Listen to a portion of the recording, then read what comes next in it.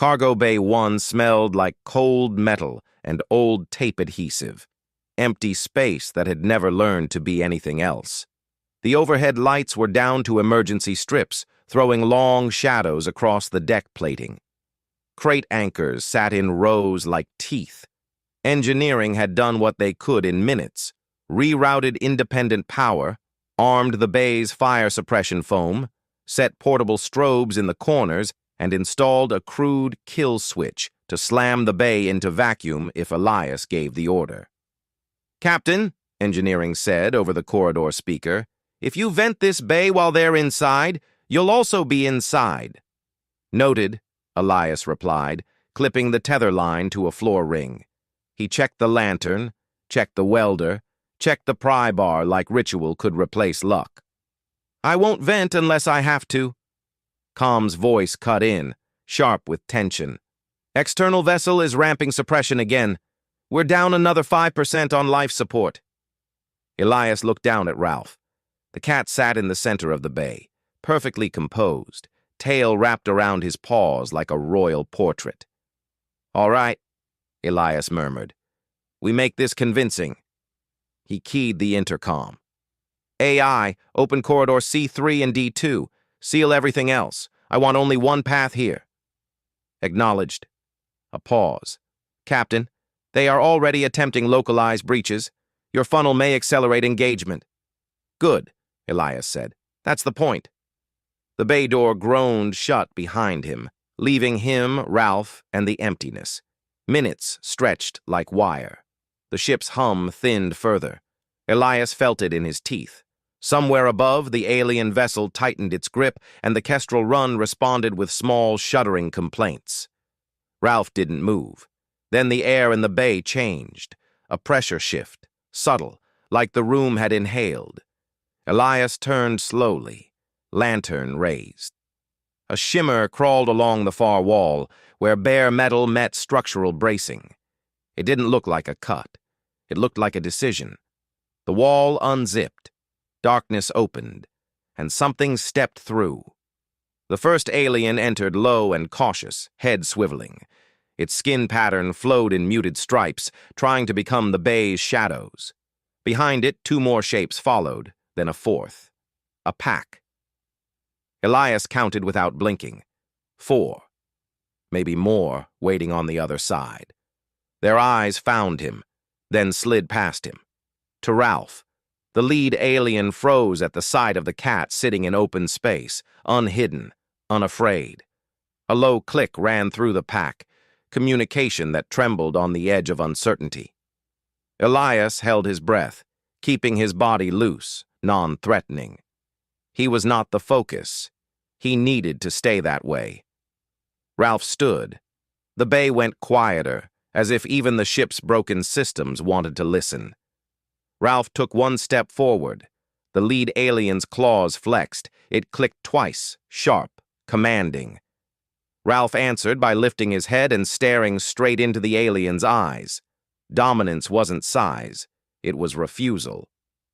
The pack shifted, fanning out in a semicircle, classic hunting geometry. Elias recognized it from old footage of wolves on Earth. They were positioning to distract, to test. One alien broke left, moving along the wall. Ralph's head turned, tracking it effortlessly. The alien halted. Another moved right, faster. Ralph's ears pivoted without his body turning. His tail twitched once. Irritation, not fear. The pack hesitated. Their confidence, so clean during the first boarding, had dulled. They'd come prepared for prey that panicked. They'd found something that didn't. Elias waited for the moment they committed.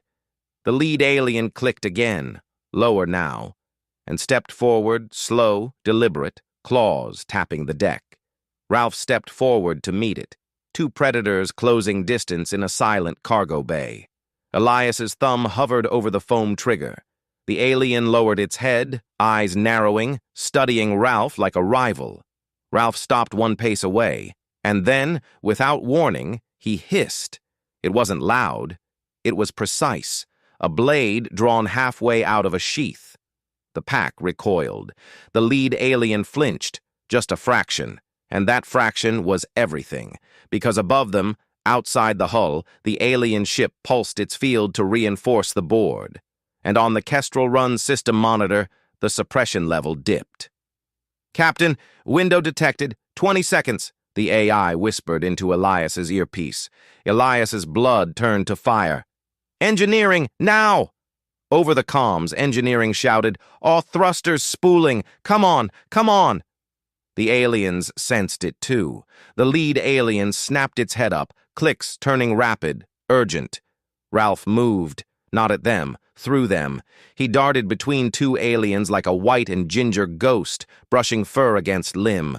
Both aliens jerked back as if burned. The pack broke formation, and fear, real fear, entered the room. Elias slammed the foam trigger.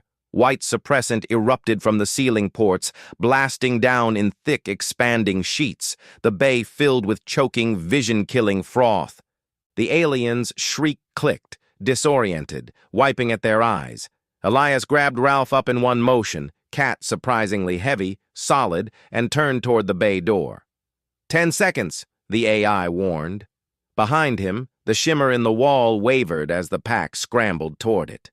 Elias ran, boots slipping in foam, tether line snapping taut behind him. The bay door began to open, and the ship lurched sideways as the aux thrusters finally fired. The lurch threw Elias into the doorframe hard enough to rattle his teeth. Ralph yowled, not fear, outrage, then clung to Elias's shoulder with claws that promised consequences later. The corridor beyond the bay door was chaos. Lights flickering, gravity stuttering a fraction, alarms changing tone as the Kestrel Run shifted vector for the first time since the ambush. "Engineering!" Elias shouted into his mic. "Status!" A ragged laugh came back. "We got thrust, Captain! Minimal, but it's thrust! We're rotating off their axis! Field strength is fluctuating!" The AI cut in. "Suppression field destabilizing! External vessel attempting to reacquire optimal alignment!" Elias sprinted down the corridor, foam residue trailing on his boots. Bulkheads slammed shut ahead and open behind as the AI guided him like a shepherd through a burning maze. Behind him, the ship vibrated with a different sound now, less suffocation, more struggle. Com's voice was sharp. "Captain, patrol cutter confirms. They've jumped to our beacon corridor. ETA, 15 minutes. 15? Elias forced air into his lungs. "We might not have 15. "Captain," the AI said, and for the first time there was something like urgency beneath the neutral tone. "New internal breaches detected. Multiple. They are compensating for the vector change by increasing boarding frequency." Elias skidded around a corner and nearly collided with two crew members posted at an intersection, faces pale. One of them pointed. "They came through there. Like smoke." Elias followed the gesture. At the end of the corridor, a maintenance hatch stood half open, edges rimed with frost. The air shimmered with that wrong zipper distortion, like the ship was being peeled open. A click echoed from within, then another. Elias lowered Ralph to the deck. "Stay behind me." Ralph ignored the instruction by stepping in front anyway. Two aliens emerged from the hatch, moving fast now, less cautious, more desperate. Their camouflage rippled erratically. Their eyes were wide, bright, furious. They'd been humiliated in the bay. Now they wanted to correct the story. One alien lunged for the nearest crew member. Ralph intercepted. He didn't leap up for the face. He went low, straight for the ankles, for tendons, for balance. He struck like instinct refined over millennia of hunting small things in dark corners. The alien's leg buckled. It crashed into the wall, clicking a sharp, pained call. The second alien swung an arm toward Ralph. Elias moved without thinking, pry bar up, two-handed, and brought it down hard on the alien's forearm. The impact rang through the corridor. The alien reeled, surprised not by pain. Predators expected pain, but by resistance, by prey that fought back with tools. Elias's crew member scrambled away, dragging the other crew with them. "Back!" Elias barked. "Fall back to bridge!" The alien hiss clicked at him, then looked down at Ralph. Ralph stared back, mouth slightly open, teeth visible. The alien's skin pattern flashed. Conflict, hunger, fear. Then the corridor lights dimmed and flared as the suppression field spiked again.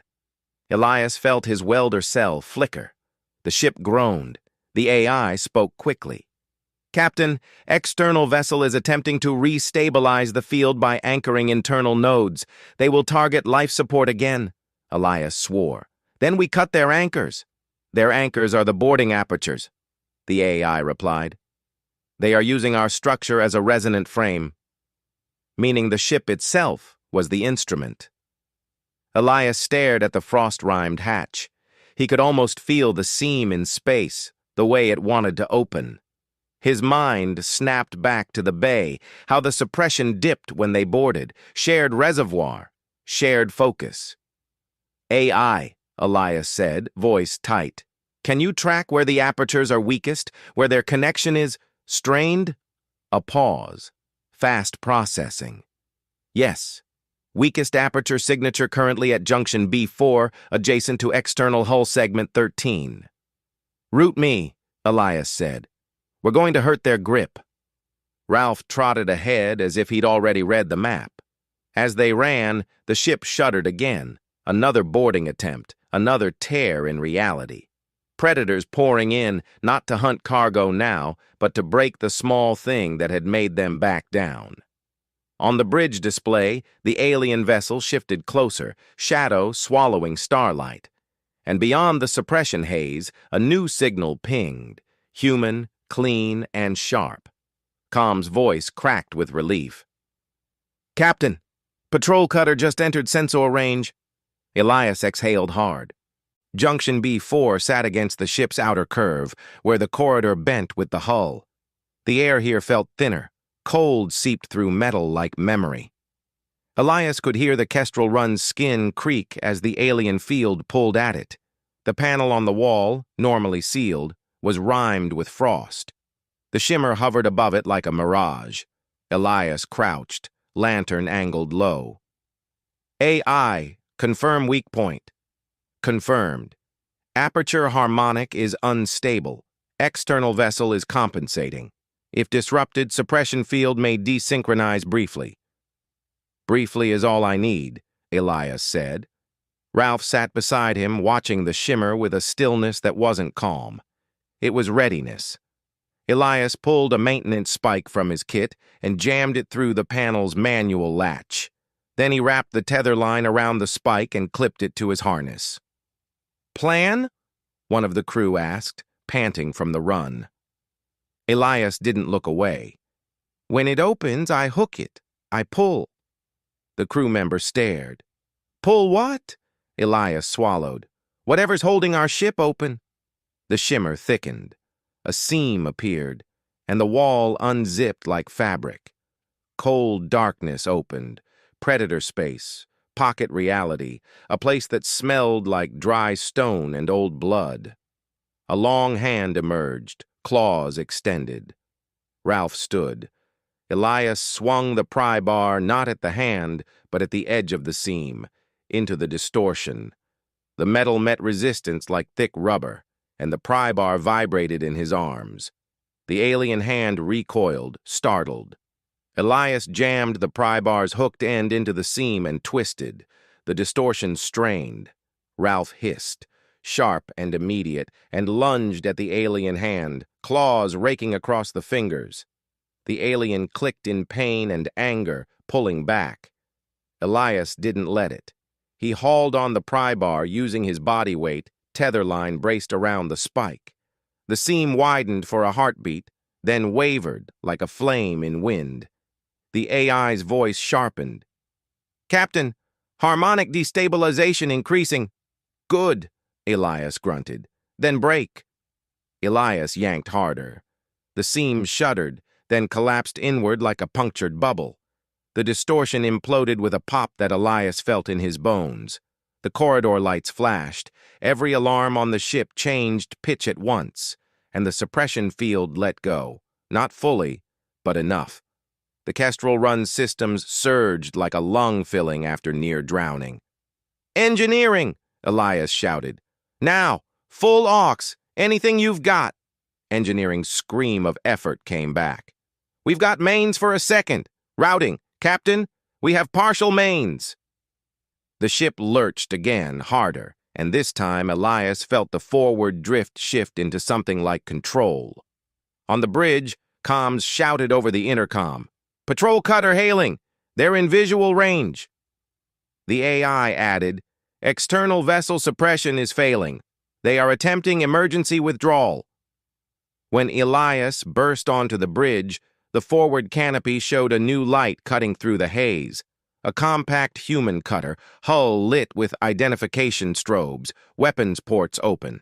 Between them and it, the alien vessel twisted, its shadow geometry folding like a creature preparing to dive. Com's hands flew. "They're demanding we confirm hostile contact." Elias leaned into the mic. "This is Captain Elias Vance of the Kestrel Run. We are under attack by unknown predatory species.